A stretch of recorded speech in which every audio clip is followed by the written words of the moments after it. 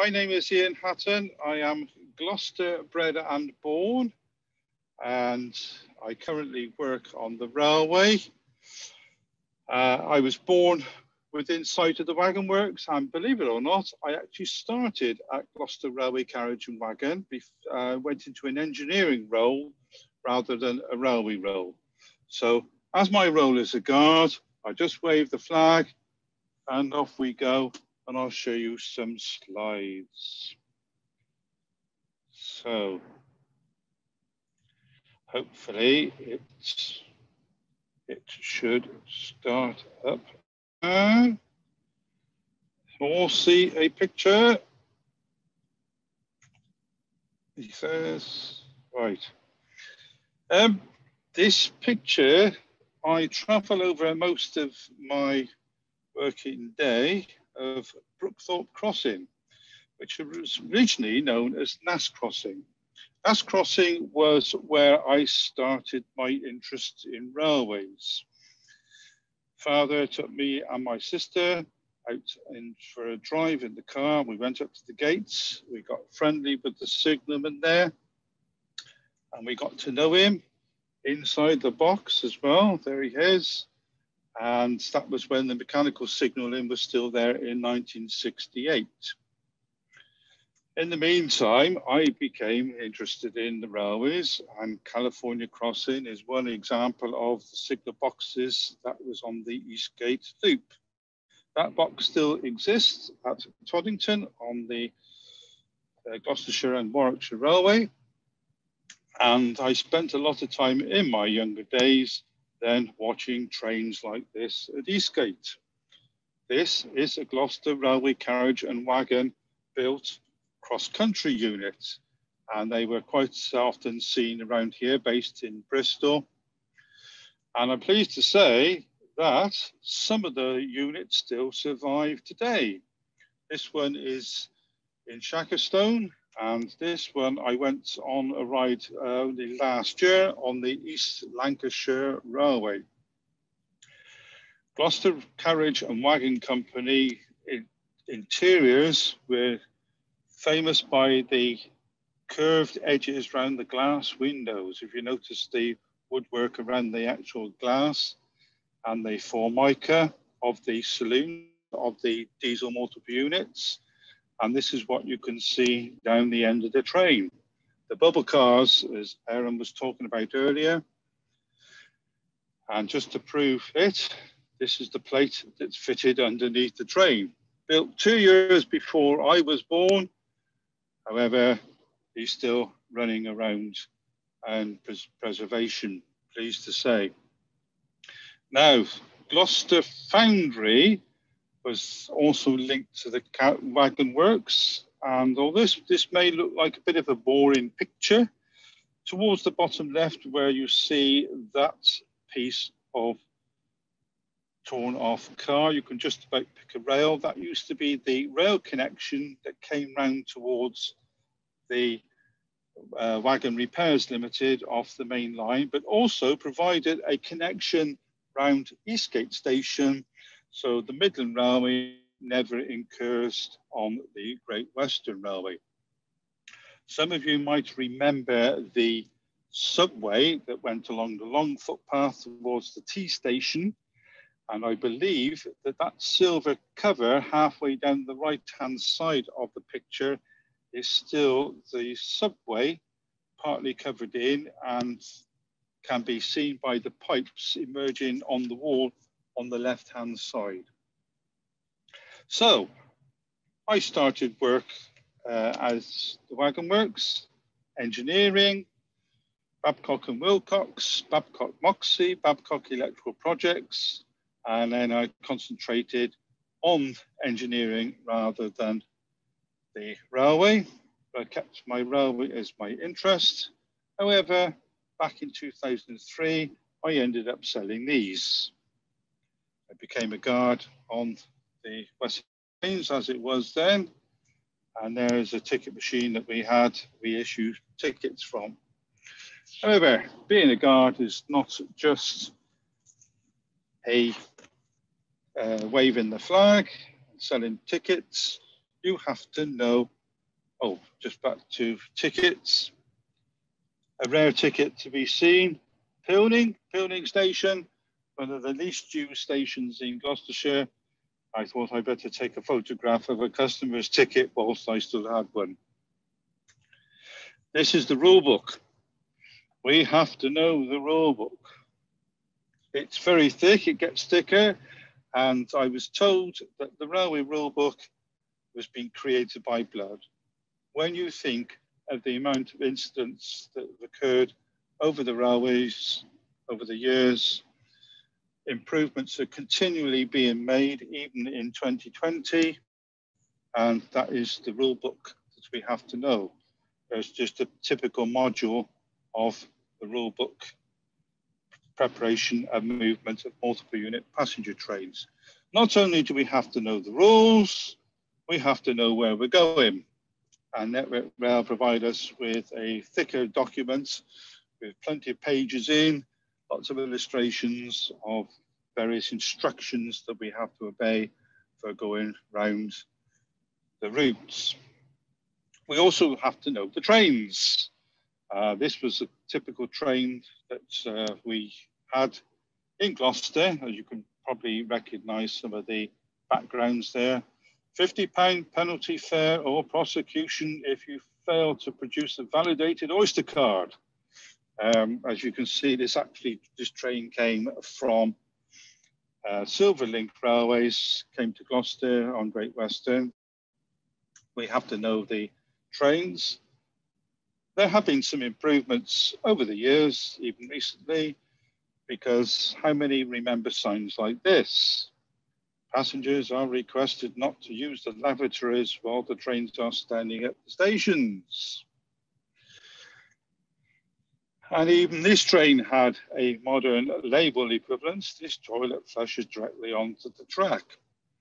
One of the big improvements, of course, with flushing it onto the track is if you have a look at the bottom of this picture, you see some little red objects. And they are actually tomatoes. Look how close they are growing to the rail and they're not being flattened. However, sewage on the track is a thing of the past. Various other improvements have taken place over the years of the railways. Gas lights are no longer allowed. This is actually in the London Transport Museum. It's actually an LED light with a mantle to illustrate a gas light. Things like the automatic warning system that the Great Western Railway developed. This is a modern display image. We're using LEDs in a cab.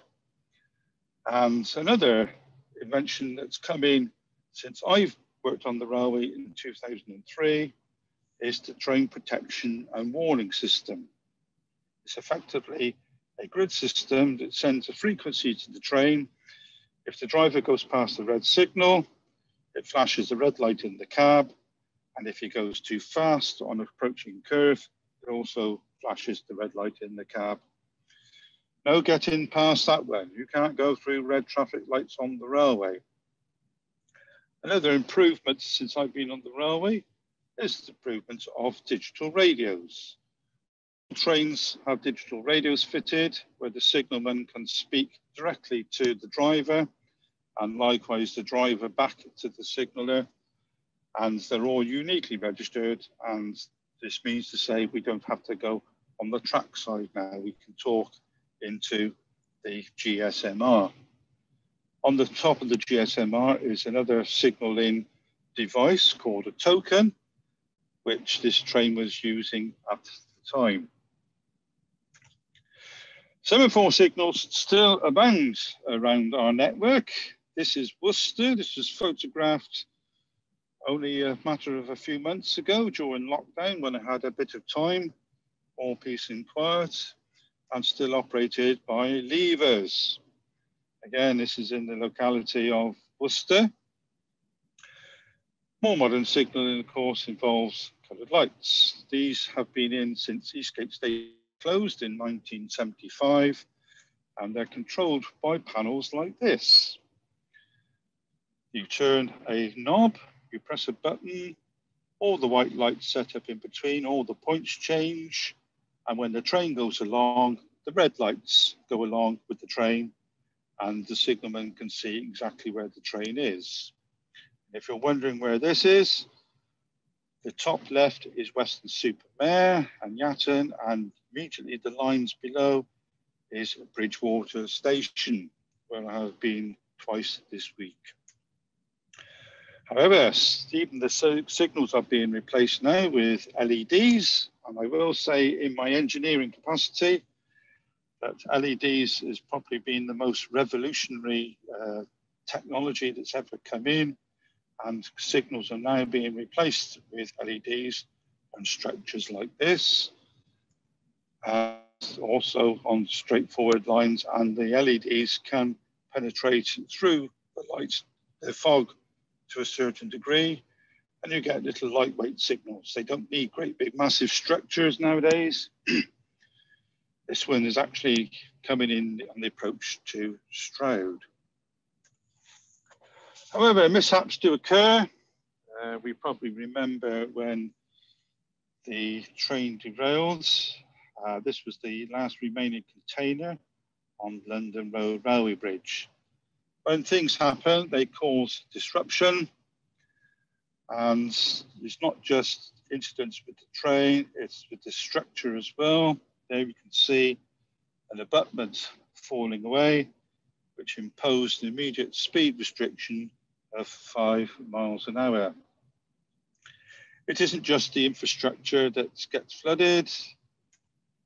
You get signals popping out of water.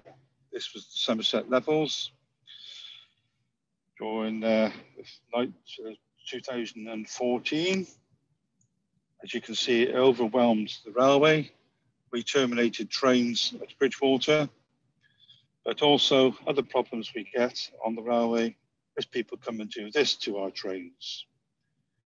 This was done, I believe, in the early hours of the morning on a public train on its way to Severn Beach. They commandeered the train, literally sprayed it and attacked it. And this is one of the dangers that we have of graffiti artists on the train.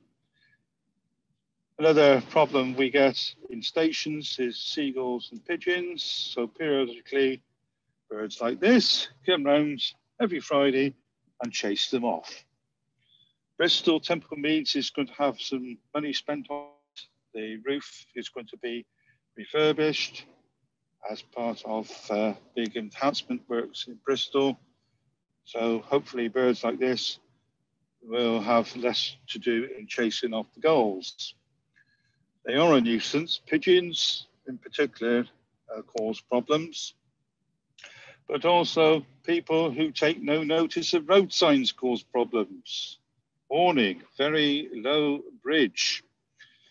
As an alternative, on the left there, you can see level crossing.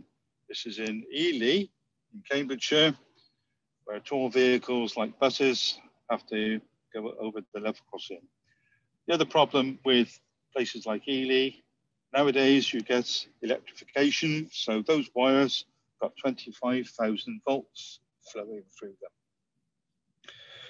Another problem you get, people trespassing on the railway. But what are all these people doing on the railway? There's men in orange jackets as well. Well, believe it or not, I paid £25 for this special event. It was an event to celebrate Brunel, and Network Rail actually closed the line and enabled a select group of people to actually walk across the Tamar Bridge. It had to be done in the early hours of Sunday morning because the trains had to continue to run. So there we are, legalised trespassing, but I had to pay the costs. It didn't take long to walk over. It's about 10 minutes. It's quite steep, but even so, trespassers on the railway can cause problems. However, being a guard, you do get to visit places that not everybody can visit. It says Exeter St David's on the back of the train there. That is actually in Sheffield. I asked by my boss if I would be interested in taking the train to Sheffield. Yes, I would. So First Great Western, as we were then, chartered the train, and I took it all the way to Sheffield as part of the Association of Community Rail Partnerships. I also have taken a train onto the Dean Forest Railway. This is one of our Class 150s that they've taken over from the first generation diesel motor units that we were seeing earlier. And there it is in Park End Station. And of course, we come back onto the main line at Lydney, the original railway line to across the Severn Bridge, passed on the left-hand side of the fence for half a mile or so, then crossed over the main line onto the old Severn Bridge. There we are, back onto the main line, on the way back up to Gloucester. As a guard, I was quite impressed with the train that I took a picture of this apple core. That was the only piece of litter left in the train after everybody got off at Gloucester. I wish our other customers would treat the trains in the same way. However, our passengers do have to have information. This was actually Swindon, the Weymouth train leaving Swindon, which was itself unusual. To go from Swindon, it normally goes from Gloucester or from Worcester. But people need information screens.